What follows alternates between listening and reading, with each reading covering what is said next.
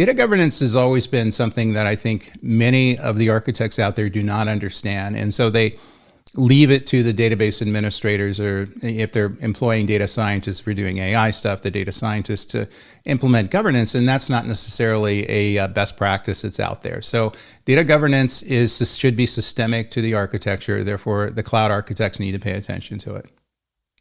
So what are the new skills you're going to need for 2025 and 2026? Well, technical proficiency is going to be a big thing. It's going to be mastering cloud platforms like AWS, Azure, and Google Cloud, along with proficiency in containerization technologies like Docker and Kubernetes.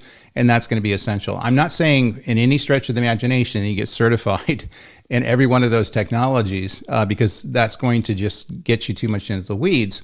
You need to be focused on the strategy of this stuff, but understanding what they are, the roles that they play, the ability to explain the differences, the ability to bring up questions as people are moving toward these solutions to make sure the right boxes are being ticked and they're backing the right solution into the requirements of the business and not the other way around. Soft skills, strong communication, collaboration, and problem-solving skills are critical for working effectively with the diverse teams and stakeholders. I always tell my cloud architecture and AI architecture students this is a job about communications. 80-90% of it is going to be writing, speaking, communicating, dealing with different personalities.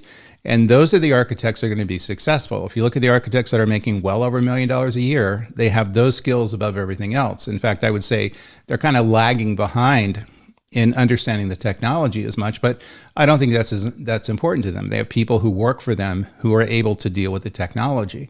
And so keep that in mind, that this is a job about communication, and the better you're able to communicate, the better you're able to do this job. And by the way, if you're lacking in communication, go to meetups, join organizations that allow you to speak, just get out there and conversate.